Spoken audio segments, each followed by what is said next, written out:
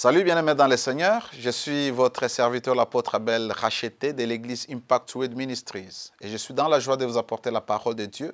Aujourd'hui, je vais parler d'un thème merveilleux qui va nous édifier par la grâce de Dieu, intitulé « Les mystères des autels ». Les mystères des autels. Le mot « autel » se trouve dans la Bible plus de 375 fois, tout au long dans la Bible Louis II. Et ce mot fait référence à un lieu où on abat, où on tue, où on immole et on sacrifie une offrande. On présente cette offrande en sacrifice à une divinité. C'est tout simplement la simple définition d'un autel dans le contexte que je veux développer. Alors, l'une des stratégies de Satan, surtout dans notre génération, c'est de garder les enfants de Dieu dans l'ignorance. L'ignorance par rapport à certaines vérités bibliques, par rapport à certains domaines ou réalités spirituelles, pour continuer à les contrôler, pour continuer à les dominer et à les détruire.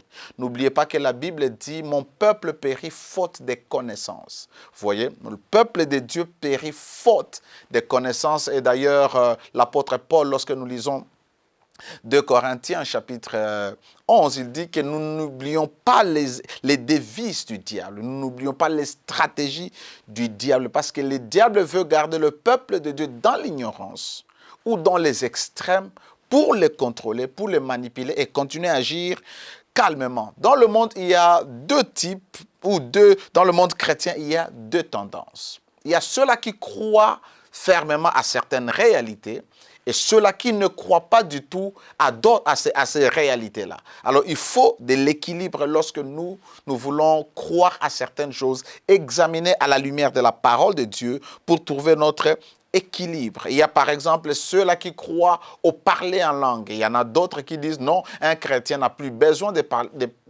parler en langue ou de prier en langue parce que c'était des choses qui s'étaient produites au temps de l'église primitive. Par conséquent, nous n'avons plus besoin de parler en langue. Alors ça aussi, il faut avoir les fondements bibliques pour soutenir le fait qu'un chrétien ne peut plus parler en langue.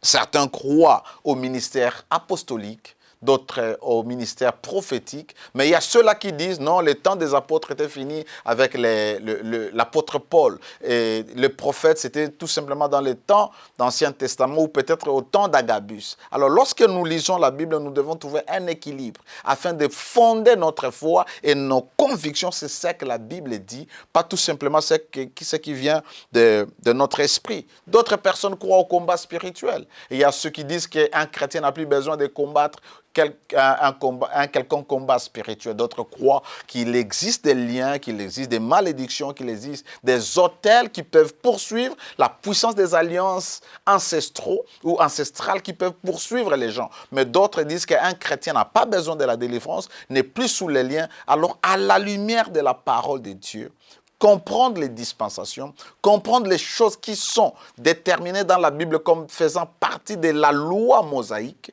et aussi des choses qui ont commencé avec les patriarches, il faut faire une différence très nette. Les patriarches, ce sont les modèles ou les symboles de la foi. Par conséquent, les symboles de la grâce. Et la loi de Moïse, c'est là qu'on a introduit la loi et c'est par cela que Dieu nous a délivrés de la loi. Et surtout, ce n'est pas toutes les lois que Dieu nous en a délivrées. Parce que Jésus a dit, je ne suis pas venu abolir la loi, mais l'accomplir. Et tout ce qu'il a fait, c'est tout simplement rendre complète la loi. Quant à la loi cérémonielle, Jésus a détruit cela, il a aboli ça. Mais la loi morale, la loi qui est basée sur les principes divins, est restée intacte. Et il n'a pas aboli cela. Alors, beaucoup de chrétiens vivent dans l'échec, ils n'avancent pas. Pourquoi? Tout simplement parce qu'ils sont ignorants. Ils ne sont pas épanouis à cause de l'ignorance. Mais Dieu veut que ses enfants progressent. Mais pour que nous puissions progresser, nous devons comprendre certains principes et réalités spirituelles et ainsi mener une vie d'équilibre. Pas être dans les extrêmes, pas être dans la manipulation, mais avoir la connaissance exacte des choses afin que Dieu puisse manifester sa gloire dans nos vies. Alors, je vais commencer par définir un autel. Un autel est un lieu élevé sur lequel on tue, on brûle les victimes ou on offre un sacrifice rituel à une divinité. ou je peux parler, c'est les lieux où on offre un sacrifice à Dieu ou à une divinité. Dieu n'est pas une divinité, Dieu est une personnalité. Les divinités sont des objets, sont des esprits, mais Dieu a la nature divine, mais il n'a pas la divinité. Alors, chaque fois que je parlerai des divinités, comprenez que je fais référence aux esprits, ou aux démons, ou aux idoles. Alors, il y a deux types d'autels. Il y a d'abord les autels qui sont bâtis pour Dieu, et il y a les autels qui sont bâtis pour Satan, ou pour les esprits, pour les divinités, pour les démons. Alors, sur l'autel de Dieu, on offre des sacrifices ou des victimes spirituelles. Au temps d'Israël, on offrait des victimes physiques, c'est-à-dire les bœufs, on offrait des béliers pour donner ça à Dieu comme sacrifice. Mais dans la nouvelle alliance, nous ne bâtissons pas des autels où nous amenons les bœufs et les sacrifiés. Non. Les victimes ont changé de nature, des natures physiques vers la nature spirituelle. Ainsi, dans la nouvelle alliance, nous offrons à Dieu des victimes spirituelles, qui sont la prière, l'adoration, la louange, les actions de grâce, tout en confessant le nom de notre Seigneur. C'est ça le victime que nous offrons à Dieu. Chaque fois que vous adorez, chaque fois que vous priez, vous rendez gloire à Dieu, vous êtes en train d'offrir à Dieu des sacrifices, mais ces sacrifices sont spirituels. Vous êtes en train de rendre un culte à Dieu, vous êtes en train de sacrifier auprès de votre Dieu. Genèse, chapitre 12, verset 7, la Bible dit, l'Éternel apparut à Abraham et dit, je te donnerai ce pays, je donnerai ce pays à ta postérité. Et Abraham bâtit là un autel à l'Éternel qui lui est apparu. Dieu s'est révélé à Abraham et Abraham a bâti un autel en signe de reconnaissance, en signe de gratitude, en signe d'adoration. D'ailleurs, c'est au chapitre 22, lorsqu'il va sacrifier son fils sur un autel, qu'il est en train de dire, moi et les petits, nous allons adorer Dieu et nous allons revenir parce que l'adoration se faisait aussi devant l'autel. Mais lorsque nous lisons Exode chapitre 20, verset 24, la Bible dit, après que Dieu ait donné les 10 commandements et qu'Israël devait observer. Dieu ne bénissait pas Israël parce qu'ils observaient les commandements, parce que Dieu savait qu'ils allaient toujours violer. Et il a donné maintenant la condition pour qu'ils reçoivent la bénédiction de Dieu. Pas observer la loi, mais faire l'instruction qui est ici reprise au verset 24, où Moïse a dit au peuple, Dieu a dit à Moïse, tu m'élèveras un autel de terre sur lequel tu offriras des holocaustes et des sacrifices d'action de grâce.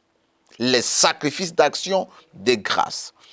Tes brebis et tes bœufs, partout où je rappellerai mon nom, je viendrai à toi et je te bénirai. Dieu allait bénir Israël parce qu'Israël a donné un sacrifice sur l'autel et pas parce qu'Israël a observé la loi, parce qu'on dit que tout Israël n'avait pas observé la loi, sauf Jésus, qui a accompli toute la loi, qui a observé toute la loi.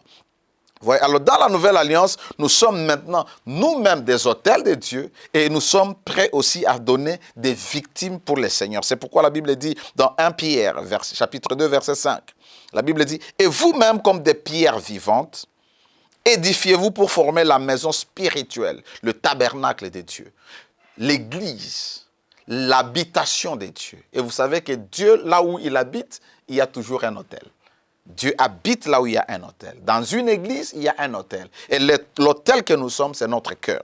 Un saint sacerdoce,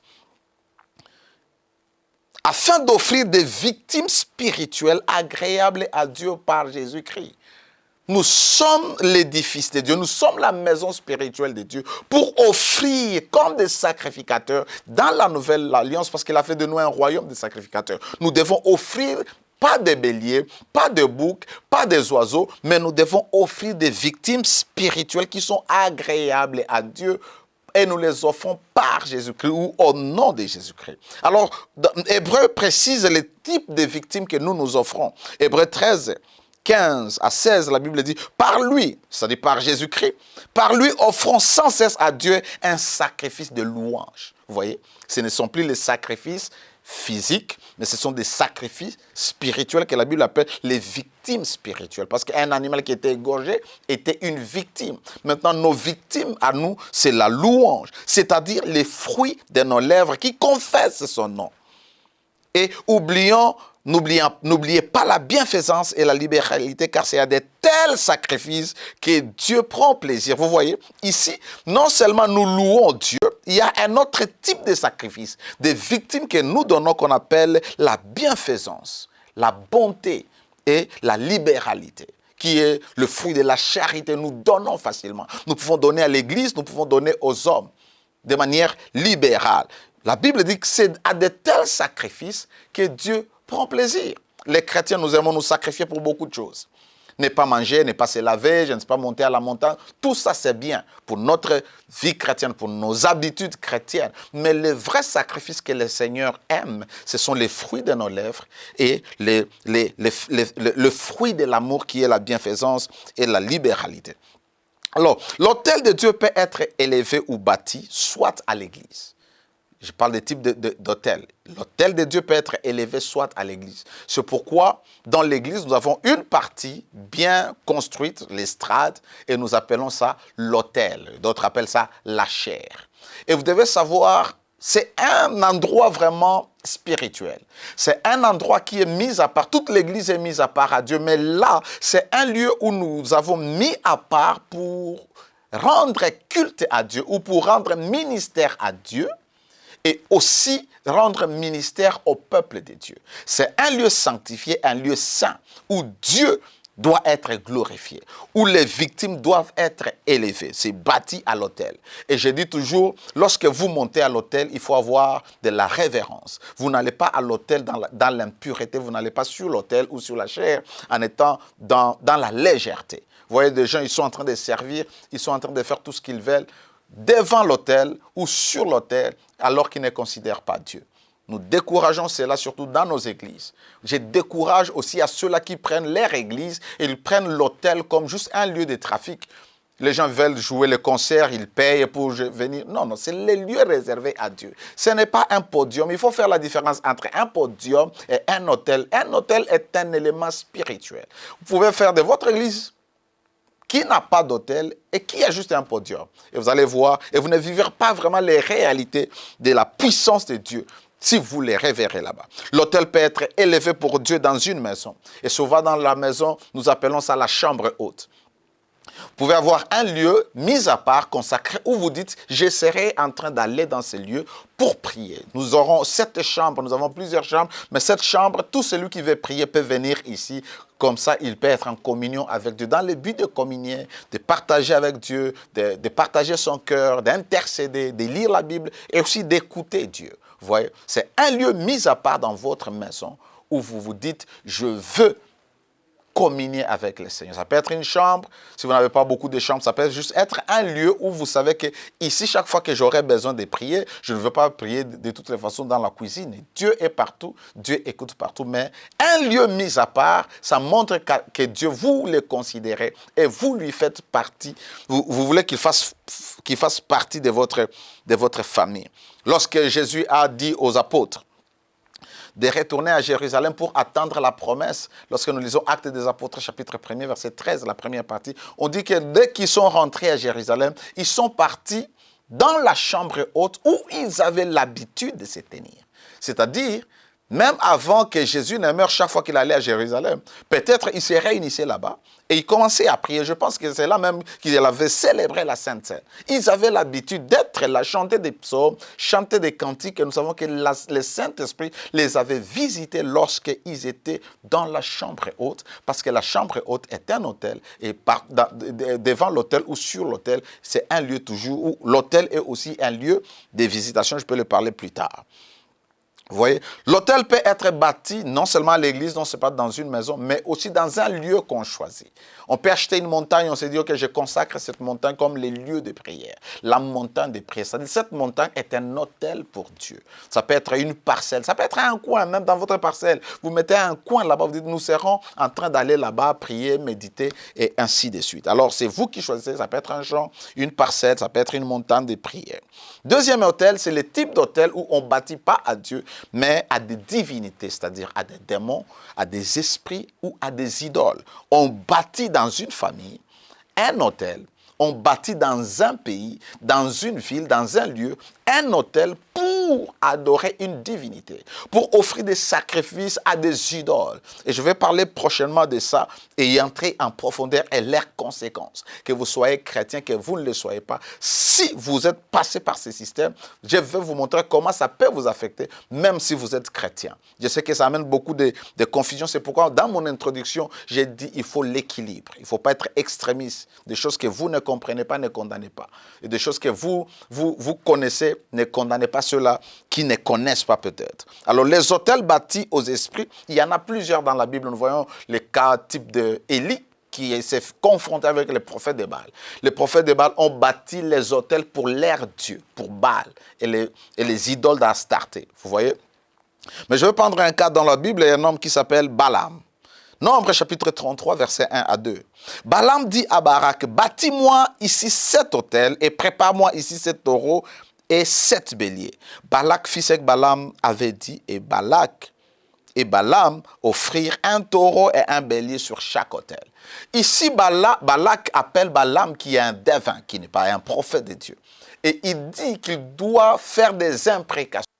Il doit maudire Israël. Et pour maudire Israël, il ne peut pas le faire sans qu'il y ait un point de contact. Et le point de contact, c'est l'autel qui doit être bâti pour offrir à des esprits de la divination, afin qu'ils puissent être en mesure de maudire le peuple d'Israël.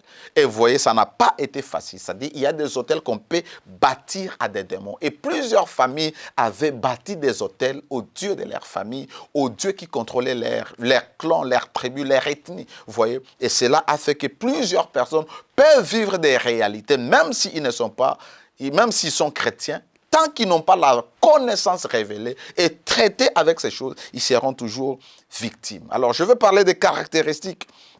Aujourd'hui, je suis en train de poser les fondements. Prochainement, je vais entrer en profondeur sur les autels bâtis aux esprits et leurs conséquences et comment bâtir l'autel de Dieu. Beaucoup de gens, les histoires des autels, ça amène beaucoup de confusion parce que plusieurs prédicateurs qui enseignent les réalités, surtout des combats spirituels, vont aussi dans les extrêmes. Ils peuvent amener des histoires juste pour manipuler les gens. L'important, c'est de donner la connaissance, vous positionner par rapport à cette connaissance, vous positionner à ce que Jésus a fait pour vous. Utilisez maintenant le pouvoir que vous avez et votre position en Christ pour déclarer la fin du règne de ces choses. Alors, vous serez maintenant libre. Pas tout simplement aller amener des offrandes ou bâtir des autels en termes d'offrandes qu'on amène toujours à l'église. Ça, c'est de la manipulation. Nous devons enseigner la parole de Dieu dans sa dimension de la simplicité pour que les gens découvrent maintenant qu'est-ce qu'il faut. Je vais montrer. Vous pouvez donner une offrande. Vous pouvez bâtir un autel en donnant les noms. Tout est dans la Bible. J'aime l'habitude de faire mes recherches et enseigner avec des preuves bibliques ou les fondements bibliques. Alors, je vais parler des caractéristiques des autels. Un autel, d'abord, est un lieu de rencontre entre une divinité et un homme. C'est-à-dire, c'est le lieu de rencontre entre Dieu ou une divinité avec les humains. Ils se rencontrent là-bas. Lorsqu'on va à l'autel ou devant un autel, surtout pour prier, soit nous allons à la rencontre de Dieu. Et ceux-là qui ne sont pas du camp de Dieu, qui vont devant leurs autels, ils se rencontrent avec les dieux, avec les esprits, avec les démons pour échanger. Alors vous comprenez que l'autel est un lieu de rencontre. Genèse chapitre 12, verset 7. La Bible dit, l'Éternel apparut à Abraham et dit, je donnerai ce pays à ta postérité. Et Abraham bâtit là un autel à l'Éternel qui lui avait apparu, qui lui était apparu. Dieu vient à la rencontre d'Abraham. Et puis Abraham, lorsque Dieu lui donne la promesse, Abraham bâtit l'autel, les lieux de la rencontre. Vous vous rappelez même hier, je vais parler de ça plus tard. L'autel aussi est un lieu d'invocation. On peut invoquer un Dieu, on peut invoquer une divinité. Ça dépend de l'autel, je parle de manière générale. On peut invoquer un Dieu sur un autel. Voilà pourquoi nous pouvons être à l'église et nous appelons le nom de Dieu pour qu'il intervienne dans nos vies, dans nos familles, dans notre pays, dans les circonstances que nous sommes en train de connaître. Alors nous pouvons invoquer, c'est-à-dire appeler le nom de Dieu sur un autel. Ainsi, ceux-là qui travaillent pour les diables, les mauvais autels, on y invoque aussi les démons, les esprits. Dans la Bible, il y a ceux-là qui adoraient des esprits de fertilité, des esprits de fécondité, comme des déesses ou des dieux dans la Bible. Parce qu'ils avaient des autels et on donnait les sacrifices comme Baal, comme Astarté, comme même Diane dans la Bible. Lorsque nous lisons dans le livre des Actes des Apôtres, où l'apôtre Paul dit, lorsqu'il était à Éphèse, il a rencontré cette divinité-là qu'on appelle Diane. L'autel est un lieu de sacrifice. On donne des sacrifices. Pour nous, ce sont les victimes spirituelles. Et des fois, nous pouvons amener des offrandes d'action de grâce. Vous voyez? Mais dans l'autre cas, on peut donner des victimes. On peut sacrifier des choses. Je vais parler en détail de cela. On peut sacrifier des choses. On peut sacrifier des photos des personnes, les habits. On peut sacrifier l'argent. On peut tuer un animal, une poule, un coq, une chèvre. On peut sacrifier sur l'autel des ténèbres. C'est pourquoi vous devez faire très attention chaque fois que vous voyez dans une parcelle, ils ont l'habitude d'égorger les histoires, d'enterrer ces histoires. C'est-à-dire dans cette parcelle, il y a un autel bâti à un esprit, à une divinité. Alors l'autel est un lieu des sacrifices. 1 Rois chapitre 16, verset 30 à 33, mais je commence au verset 31. Akab épousa Jézabel et il alla servir Baal et se prosterna devant lui. Il laisse Dieu, il épouse une femme qui le conduit à commencer à devenir idolâtre, à commencer à adorer Baal. Verset 32. Il éleva un autel à Baal dans la maison de Baal qu'il bâtit à Samarie. Et il fit une idole d'Astarté. Vous voyez? Il commence à donner des sacrifices à Baal. Il commence à adorer Baal. Vous voyez? Il met un autel, il commence à se prosterner à faire des sacrifices. L'autel est un lieu où on sacrifie. L'autel est un lieu d'alliance. Lorsqu'on bâtit un autel, lorsqu'un autel est là, des fois, on entre en alliance soit avec Dieu ou soit avec une divinité. La question aussi des alliances, c'est compliqué. Les gens disaient, est-ce que nous avons besoin d'entrer en alliance ou nous sommes déjà dans l'alliance? Oui, Dieu a traité alliance avec nous. Mais l'alliance dans la Bible est toujours accompagnée des promesses. Lorsque vous dites à Dieu, lorsque vous me gardez, lorsque vous me protégez, vous pourvoyez à mes besoins, moi je ferai ceci, c'est une alliance. Ce sont les échanges des promesses. Dieu n'a pas besoin de les faire. Et peut-être un jour, je pourrai enseigner sur ça. Et les alliances, on les fait soit avec Dieu, on peut les faire avec les esprits, on peut les faire avec les hommes. Il y a des gens qui ont conclu des alliances avec les esprits. Donnez-moi l'argent, je ne me marierai pas. C'est une alliance. Donnez-moi les succès, moi je serai toujours femme. Vous êtes un homme, mais vous serez toujours femme des hommes. Vous voyez? C'est une alliance. Vous entrez dans une alliance qui est scellée par des promesses. Même lorsque nous disons que nous sommes en alliance avec nos épouses ou nos époux, ce n'est pas cet anneau que je porte qui est l'alliance. Ça, c'est le signe de l'alliance. L'alliance, ce sont les paroles que nous avons échangées ces jours-là devant le pasteur et nous nous sommes promis des choses. Alors, c'est ça qui nous a unis. C'est ça l'alliance. Alors, autre chose, ce ne sont que les signes de l'alliance. Genèse chapitre 8, verset 20 à 21. Noé bâtit un autel à l'Éternel, il prit toutes les bêtes pures et tous les oiseaux purs, il offrit un holocauste sur l'autel. Et l'Éternel sentit une odeur agréable, et l'Éternel dit en son cœur, je ne maudirai plus la terre à cause de l'homme, parce que les pensées du cœur de l'homme sont mauvaises dès sa jeunesse, et je ne frapperai plus tout ce qui est vivant comme je l'ai fait. Dieu entre en alliance avec la race humaine, il ne va plus détruire les hommes. Cause d'un autel bâti et dont l'offrande a plu à Dieu. L'autel est un lieu d'alliance. Dieu a conclu plusieurs alliances et avec Abraham, et avec Isaac, et avec Jacob, par des alliances. Quand il donnait des promesses, il bâtissait des autels. Et j'aime surtout Jacob. Il voit une vision, il bâtit l'autel, et Dieu lui donne encore des promesses. Et lui fait un vœu à Dieu. Parce que c'est un lieu d'alliance. Et les alliances sont scellées par les vœux. L'autel est un lieu de souvenir, c'est-à-dire un mémorial, un lieu de souvenir. Genèse plutôt, chapitre 31, verset 13. Je suis le Dieu de Bethel où tu as oint un monument, où tu m'as fait un vœu. Maintenant, lève-toi, sors de ce pays et retourne au pays de ta jeunesse, de ta naissance plutôt. Jacob, nous connaissons l'histoire, il a fui son pays, fuyant son frère qui devait le tuer ou qui voulait le tuer, aller chez son oncle.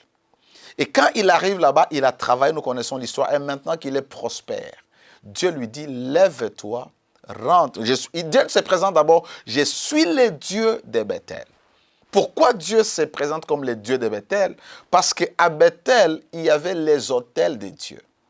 Vous vous rappelez, lorsque Abraham va quitter Charan pour la terre promise, il arrive quelque part entre Bethel et Haï, c'est Bethel, il bâtit un autel à Dieu. Et plusieurs années plus tard, son petit-fils va venir et passer la nuit dans le même lieu. Et la Bible dit, avant, c'était Luz. C'est-à-dire, quand Abraham a bâti l'autel, les lieux s'appelaient Luz. Maintenant, quand Jacob arrive là-bas, il passe la nuit, il a l'expérience. Cette vision qu'il a eue de l'échelle qui touchait les cieux et la terre, et les anges montaient, et au-dessus, il a vu l'Éternel qui lui a donné la promesse. Lorsqu'il se réveille, il dit, je ne savais pas que ça, c'est la maison de Dieu. Que Dieu est ici et qu'ici, c'est une porte, la porte des cieux. C'est-à-dire, partout où il y a un autel, il y a une porte spirituelle qui connecte le divin et l'humain. Vous voyez? Alors, vous comprenez? Alors, lorsque Dieu se présente, il dit, je suis le Dieu de Bethel. Là où il y avait l'autel, là où tu m'as rencontré, là où Abraham m'avait rencontré. Et maintenant, toi, rentre. Et quand tu vas arriver encore à Bethel, tu vas me bâtir un autre autel.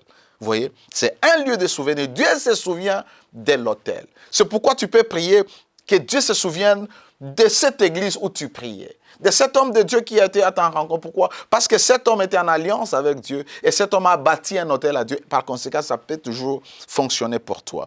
Lorsque vous lisez au chapitre 35, verset 1, Dieu dit à Abraham, à Jacob plutôt, lève-toi, monte à Bethel et demeure-y. Là, tu dresseras un autel à Dieu qui t'est apparu lorsque tu fouillais Ésaü, ton frère. L'autel est un lieu de souvenir. L'autel est un lieu de visitation. Ici, je parle de Zacharie. Lorsqu'il était là-bas, lorsque nous lisons Luc chapitre 1er, verset 11, la Bible dit, « Et l'ange de l'Éternel, et l'ange du Seigneur apparut à Zacharie et s'éteint debout à droite de l'autel du parfum. » Pendant qu'il exerçait son ministère sacerdotal, pendant qu'il faisait l'office sacerdotal, l'ange lui est apparti. Il a eu une visitation angélique, une visitation divine par un ange de Dieu. Mais il était où? Il était à l'autel. L'autel, comme je le disais, est une porte spirituelle. Il permet l'échange, le trafic entre les mondes spirituels et les mondes physiques. C'est très important de connaître. C'est pourquoi j'encourage les gens à avoir un lieu dans leur maison où ils invoquent le nom de Dieu, afin qu'il y ait une porte qui s'ouvre, afin de faire les transferts, des solutions. Lorsque la prière monte, lorsque les requêtes montent, les pétitions montent, Dieu amène la visitation, Dieu amène les solutions. Parce qu'il y aura transfert, il y aura trafic. Genèse 28, ça vous pouvez lire. Genèse 28, 10 à 17, mais 16 à 17, il dit ceci. Jacob se réveilla de son sommeil. Il dit, certainement l'Éternel est en ces lieux. Et moi, je ne le savais pas. Il eut peur et dit que ce lieu est redoutable. C'est ici la main de Dieu, la maison de Dieu. C'est ici la porte des cieux. Pourquoi? Parce que c'était une porte. Mais vous vous rappelez que la personne qui a commencé à bâtir l'autel là-bas, c'était qui? C'était Abraham. L'autel est un lieu de bénédiction. L'autel est un lieu de bénédiction. Exode chapitre 20, verset 24. Tu m'élèveras un autel de terre sur lequel tu offriras des holocaustes et des sacrifices d'action de grâce, tes brebis et tes bœufs. Partout où je rappellerai mon nom, je viendrai à toi et je te bénirai. Lorsque Israël bâtissait l'autel à Dieu, Dieu les bénissait. Dieu les visitait. Vous voyez, quand Salomon a fini de bâtir les temples, il a pris, il a donné, offert des holocaustes à Dieu. Il a tué des bœufs et on a offert ça à Dieu en holocauste. Qu'est-ce que Dieu a fait? Dieu est venu, Dieu l'a béni. Il lui a posé la question, qu'est-ce que tu veux que je fasse pour toi? Il a dit, Seigneur, donne-moi l'intelligence pour conduire ton peuple. Et au-delà de l'intelligence et de la sagesse, Dieu lui a comblé des biens. Dieu l'a béni. Et la Bible dit, personne n'a été béni comme Salomon.